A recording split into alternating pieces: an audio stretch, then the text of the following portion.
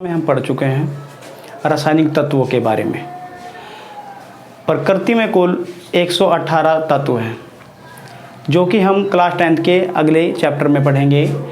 प्रकृति में ये 118 तत्व जिनसे ये प्रकृति बनी हुई है। क्लास 10th में हम प्रारंभिक 20 तत्वों के बारे में पढ़ेंगे, उनके नाम, उनके प्रतीक, परमाणु क्रमांक, उनके कक्षकों की संख्या, संयोजकता और इलेक्ट्रॉनिक विन्यास। आज हम ये बेसिक कॉन्सेप्ट क्लियर करेंगे। तो प्रारंभिक 20 तत्वों के नाम ही हम आज देखेंगे, जिसमें नंबर 1 है हाइड्रोजन,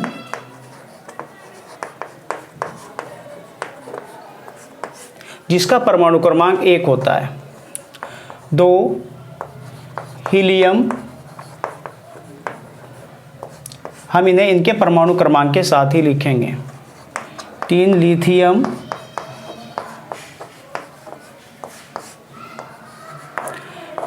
बेरिलियम,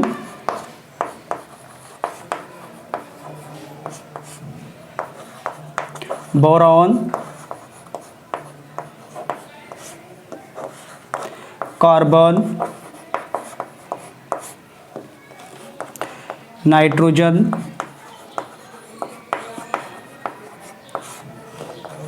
आठ ऑक्सीजन,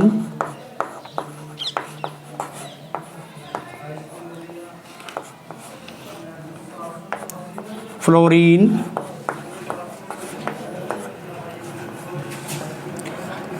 टैंटनियॉन।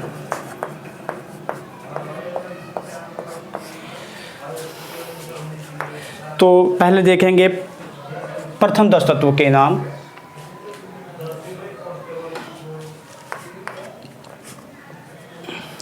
इनका प्रतीक हाइड्रोजन को H से प्रदर्शित करते हैं, हीलियम को He। जब भी किसी के प्रतीक में 2 अक्षर होते हैं तो पहला अक्षर हम बड़ा बनाते हैं और छोटा स्मॉल छोटा बनाते हैं। पहला बड़ा, दूसरा छोटा होता है। ऐसे लिथियम, बेरिलियम का Be, बोरान का B, कार्बन का C, नाइट्रोजन का N, ऑक्सीजन का O, फ्लोरीन का F और नियॉन का Ne। ये इनके प्रतीक हैं, इन्हें हम इनसे ही प्रदर्शित करेंगे। अब हम लिखते हैं कक्षकों की संख्या। हमने पढ़ा है कि इलेक्ट्रॉन नाभिक के चारों ओर गति करते हैं। नाभिक, अगर ये मान लो किसी भी परमाणु का ये नाभिक है जिस पर धनावेश होता है, उसके चारों ओर इलेक्ट्रॉन ऐसे गति करते हैं और ये कहलाती हैं कक्षाएं। ये क्या है? कक्षाएं। ये पहली कक्षा, ये दूसरी कक्षा, ये तीसरी कक्षा। तो इलेक्ट्रॉन इन कक्षाओं में गति करते हैं। प्रत्येक कक्षाओं में इलेक्ट्रॉनों की संख्या निश्चित होती है। इसका ये अर्थ है कि हर एक कक्षा में एक लिमिट में ही इलेक्ट्रॉन रह सकते हैं, उससे ज़्यादा नहीं रह सकते हैं। तो आज हम देखेंगे कि कक्षक किस तरह हम कक्षकों में इलेक्ट्रॉनों का वितरण करेंगे। सबसे पहले हम देखते हैं किसी भी कक्षक में अधिकतम इलेक्ट्रॉनों की संख्या कितनी होती है। किसी भी कक्षक में अधिकतम इलेक्ट्रॉनों की संख्या कितनी होती है। मान लो अगर पहली कक्षा है, एक कक्षक में इलेक्ट्रॉनों की संख्या निश्चित होती है, तो किसी भी कक्षक में इलेक्ट्रॉनों की संख्या हम किस आधार पर लिखते हैं या किस आधार पर हम इन इलेक्ट्रॉनों की संख्या को काउंट करते हैं।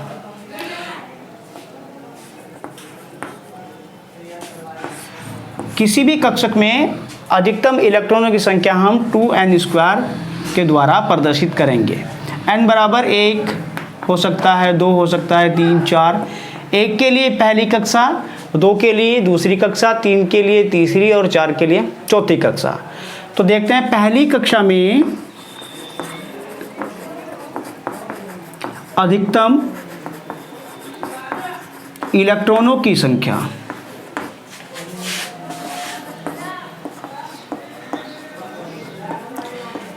पहली कक्षा मतलब n बराबर 1, मल्टीप्लाई गुणा करने के बाद अधिकतम इलेक्ट्रॉन संख्या 2 आएगी। तो हम ये कह सकते हैं कि किसी भी परमाणु की पहली कक्षा में अधिकतम 2 इलेक्ट्रॉन रह सकते हैं। दूसरी कक्षा के लिए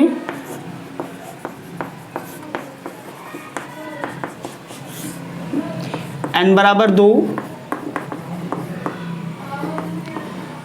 या 8 इलेक्ट्रॉन, तो दूसरी कक्षा में अधिकतम 8 इलेक्ट्रॉन रह सकते हैं।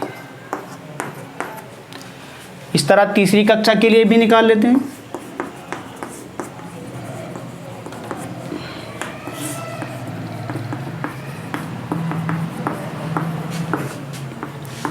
अठारह इलेक्ट्रॉन चौथी कक्षा के लिए,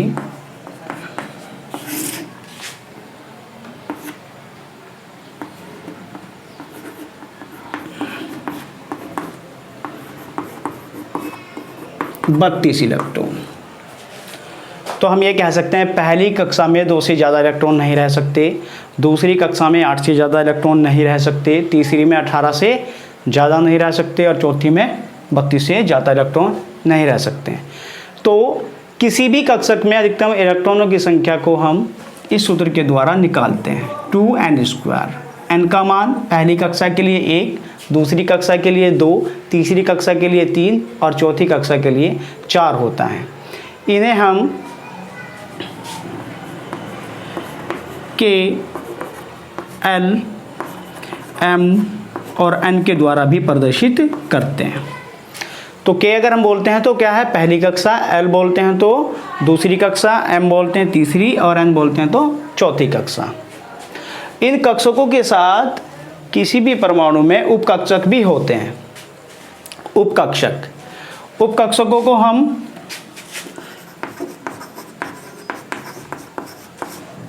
S, P, D, F के द्वारा प्रदर्शित करते हैं।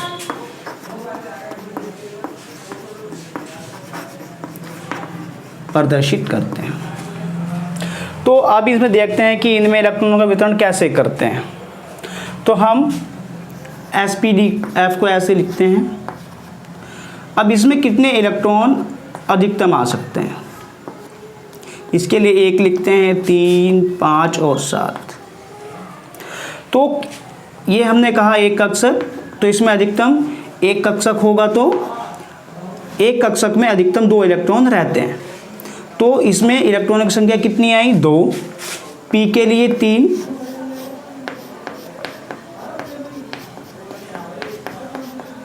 तो अधिकतम इलेक्ट्रॉन कितने, 6। D के लिए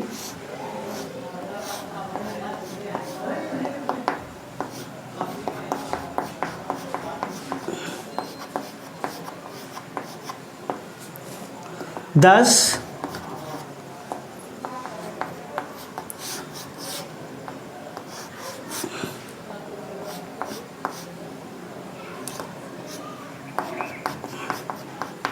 और इसके लिए 14।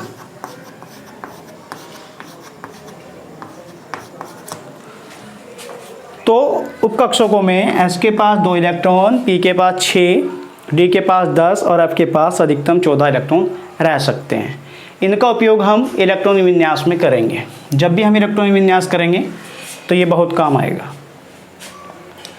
तो हम डिस्ट्रीब्यूट करते हैं, जैसे हाइड्रोजन, इसका परमाणु क्रमांक 1 है, तो एक इलेक्ट्रॉन के लिए एक ही कक्षा होगी, 1। दूसरे के लिए, क्योंकि पहली कक्षा में अधिकतम कितने इलेक्ट्रॉन रह सकते हैं, 2, तो 2 के लिए 2। लिथियम के लिए पहली कक्षा में 2 रह सकते हैं, लेकिन है कितने, 3, तो इसलिए हम पहली कक्षा में 2 इलेक्ट्रॉन और उससे अगली कक्षा में 1 इलेक्ट्रॉन भेज देंगे।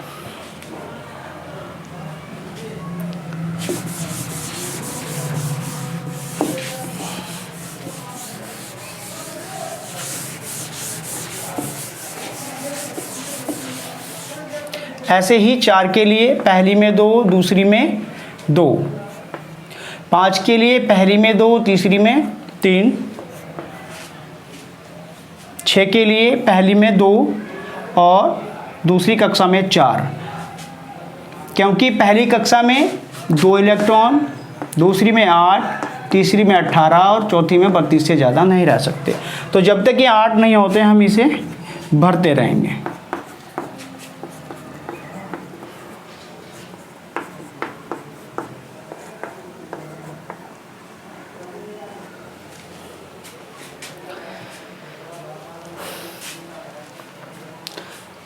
अब टॉपिक आता है संयोजकता। संयोजकता किसे कहते हैं? संयोजकता किसी भी तत्व के बाह्यतम कोश में उपस्थित इलेक्ट्रॉनों की संख्या संयोजकता कहलाती है। जैसे ये तत्व हैं और ये इनके कक्षक हैं, ये इनके बाह्यतम कक्षक है। बाह्यतम मतलब बाहरी कक्षक। जैसे इसमें एक ही कक्षक है तो यही क्या है? बाहरी कक्षक। इसमें ये बाहरी कक्षक हैं, यहाँ भी देखते हैं तो ये बाहरी, ये सब बाहरी कक्षक हैं, बाह्यतम कक्षक। तो किसी भी तत्व के बाह्यतम कोश में इलेक्ट्रॉनों की संख्या संयोजकता कहलाती है। तो बाह्यतम कोश में कितने इलेक्ट्रॉन हैं? 1, तो संयोजकता क्या हुई? 1। इसमें 2, इसमें कितने हैं? 1। दूसरा एक बात और, यदि किसी भी कक्षक में अधिकतम इलेक्ट्रॉनों की संख्या पूरी हो तो उसकी संयोजकता 0 होती है। जैसे हीलियम का एक ही कक्षक है और उसके पास 2 इलेक्ट्रॉन हैं। हमें पता है कि पहली कक्षा में अधिकतम इलेक्ट्रॉनों की संख्या कितनी होती है? 2, लेकिन इनके पास कितने? 2, तो इसलिए इसकी संयोजकता हुई 0। फिर से, किसी भी तत्व के बाह्यतम कोश में उपस्थित जितने भी इलेक्ट्रॉन होते हैं, यदि वह पूरे भरे हुए हों तो उनकी संयोजकता 0 होगी। जैसे पहले कक्षक में अधिकतम इलेक्ट्रॉनों की संख्या 2 हो सकती है, लेकिन ये 2 है तो इसलिए इसकी संयोजकता कितनी है? 0। ऐसे ही हम देखेंगे नियॉन के पास दूसरे कक्षक में अधिकतम इलेक्ट्रॉन की संख्या कितनी है? 8, तो इसलिए इसकी भी संयोजकता कितनी होगी? 0। चलो आगे देखते हैं। 1, 2, 3, 4। अब 5, हम 5 संयोजकता नहीं लिखते। ये याद रखना है, किसी भी तत्व की संयोजकता हम 5 नहीं लिखते। हम संयोजकता लिखने के लिए 5 से 8 घटाएंगे। कितना आया? -3। तो किसी भी तत्व की संयोजकता 4 से अधिक हम नहीं लिखते। अगर 4 से अधिक होती है, बाह्यतम कोश में इलेक्ट्रॉनों की संख्या 4 से अधिक है, तो हम उस संयोजकता में से 8 घटा देंगे और जो आता है वही उसकी संयोजकता होगी। जैसे 5 - 8 -3, 6 - 8 -2 और 7 - 8 -1 और ये है 0। तो इस तरह हमने इनकी संयोजकता लिखी। 1 0 1 2 3 4, 4 से ज़्यादा नहीं लिखते, इसलिए बाह्यतम कोश में जितने इलेक्ट्रॉन होते हैं उसमें से 8 घटाए, -3 -2 -1 और 0। अब हम लिखते हैं इलेक्ट्रॉनिक विन्यास। इलेक्ट्रॉनिक विन्यास लिखने के लिए हम SPDF का यूज करेंगे। सबसे पहले हम बताया, अगर किसी भी तत्व का हम इलेक्ट्रॉनिक विन्यास लिखेंगे तो हम आप-बाऊ के नियम के अनुसार लिखेंगे। आप-बाऊ, आगे चलकर हम पढ़ेंगे आप-बाऊ का नियम। क्या है आप-बाऊ का नियम? कि हम मान लो पहली कक्षा है, 1s 2s 2p 3s 3p 3d 4s 4p 4d 4f 5s 5p 5d 5f 6x 6p 6d 7s 7p और 8s। तो अबव के नियम के अनुसार किसी भी कक्षक में इलेक्ट्रॉन सबसे पहले उस कक्षक में भरते हैं जिसकी ऊर्जा कम होती है। तो उन्होंने बताया कि किसी भी कक्षक में इलेक्ट्रॉन उस कक्षक में प्रवेश करते हैं जिसकी ऊर्जा सबसे कम होती है। तो हम इस तरह से करेंगे इसको।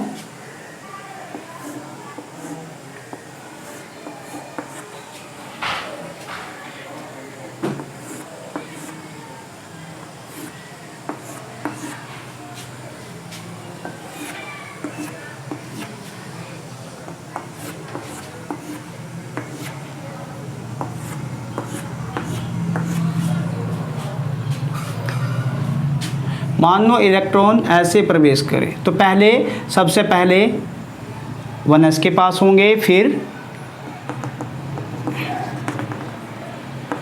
ये मैं कर देता हूँ,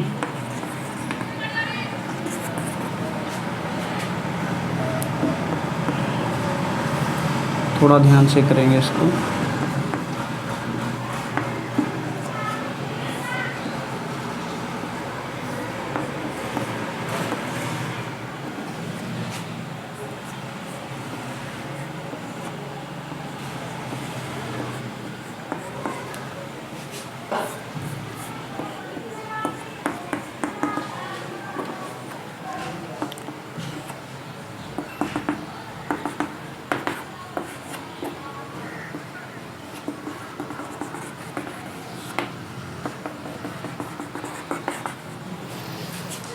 तो इसकी ऊर्जा का क्या क्रम होगा, 1s फिर 2s 2p 3s 3p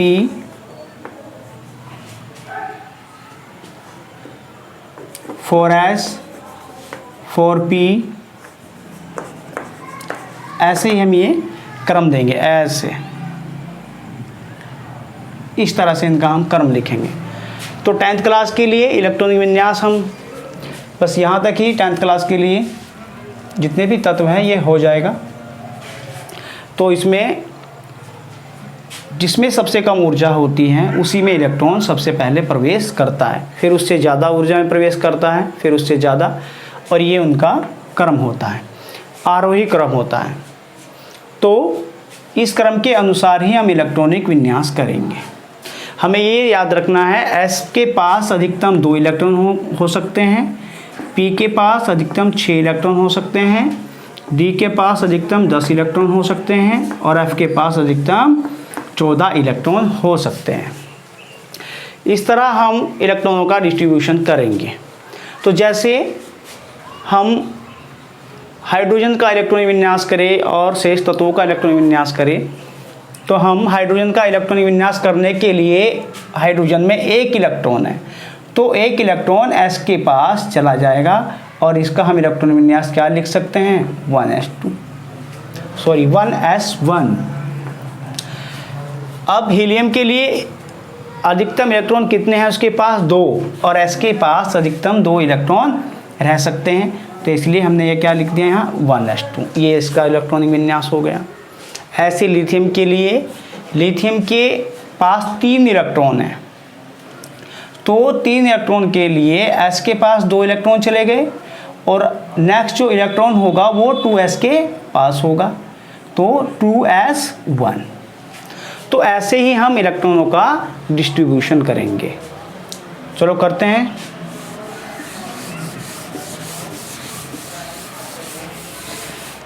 ये क्रम ऐसे ही लिखते हैं, 1s1 ये इसके लिए, 1s2 इसके लिए, फिर 1s2। अच्छा, ये सब कक्षक हैं, ये पहला कक्षक, ये पहला, ये दूसरा कक्षक, ये पहला, ये दूसरा कक्षक, इस तरह यहाँ तक सिर्फ 2 कक्षक हैं और यहाँ तक 1 कक्षक है।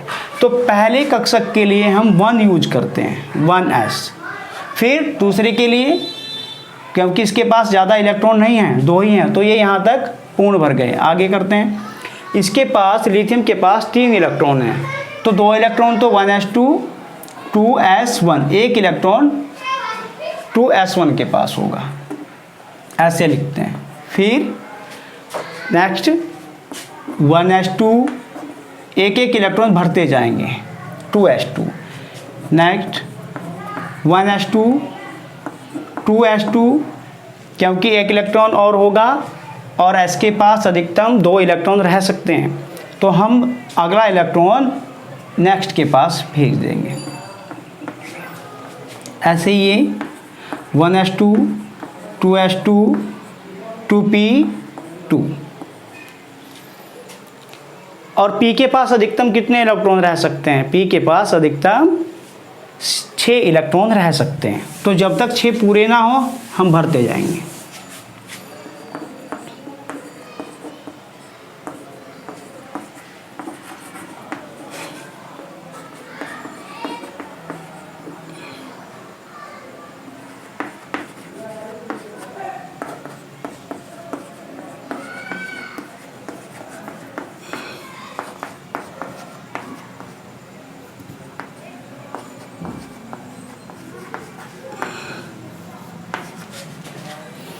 तो नियोन के पास 1s2 2s2 2p6, यहाँ तक 6 हो गए, और नियोन का परमाणु क्रमांक होता है 10, तो ये 10 इलेक्ट्रॉन हमने इस तरह से भर दिए।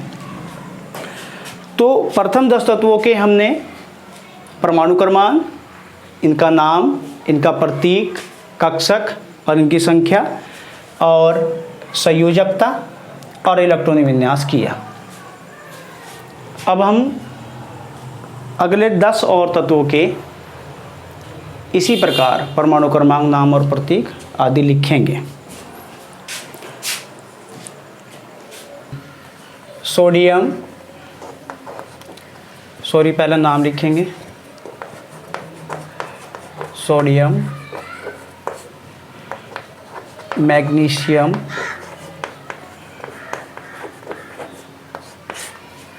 एल्युमिनियम,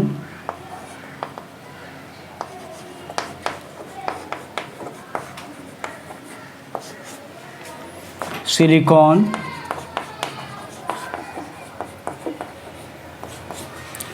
फास्फोरस,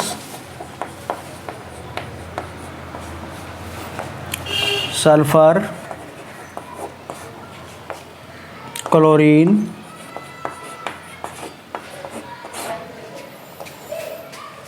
आर्गन,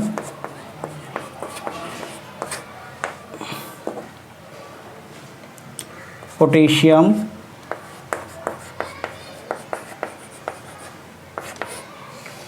और कैल्शियम।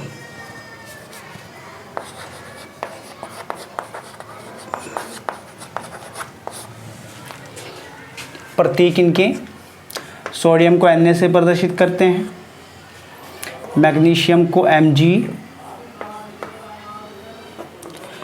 एल्युमिनियम को Al, सिलिकॉन को Si,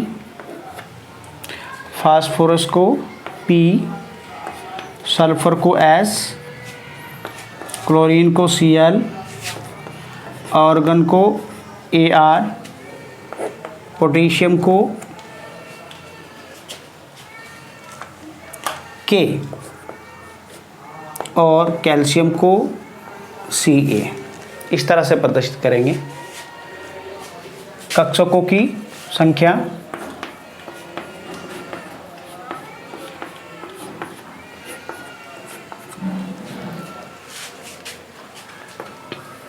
पहले में 2 8 और 1, 2 8 2 2 8 3, और ऐसे ही भरते जाएंगे।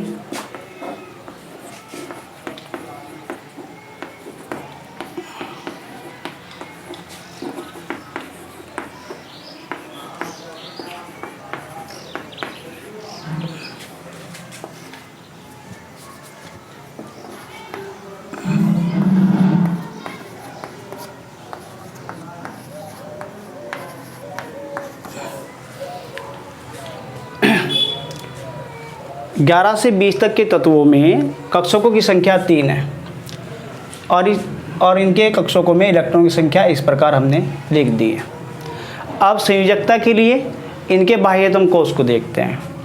इसके बाह्यतम कोश में 1 इलेक्ट्रॉन, 2 इलेक्ट्रॉन, 3, 4, 5, 6, 7, ये 8, 1 और 2। तो संयोजकता इसकी कितनी हुई? हमने बताया संयोजकता किसी भी तत्व के बाह्य कोश में उपस्थित इलेक्ट्रॉनों की संख्या होती है। या अष्टक पूर्ण करने के लिए जितने भी इलेक्ट्रॉन लेने या देने की आवश्यकता होती है वही उसकी संयोजकता कहलाती है। तो यहाँ इसकी संयोजकता 1, ये 2, 3, 4, 5 के लिए हमने बताया कि इससे 8 घटा देते हैं, फिर कितनी बचती हैं? 5 - 8 -3, ऐसे यहाँ -2, -1 और ये 0।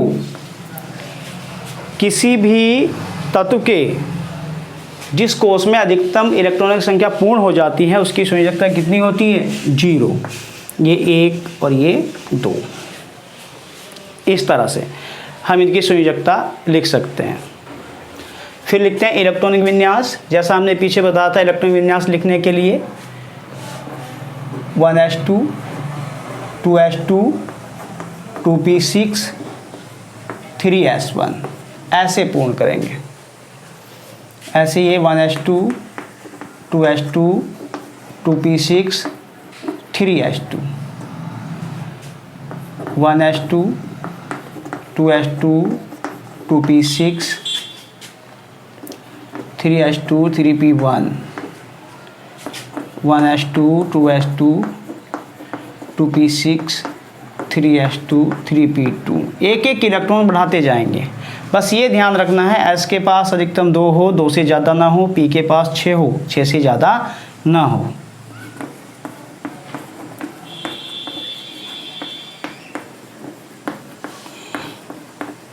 P के पास जब तक 6 ना हो भरते जाएंगे।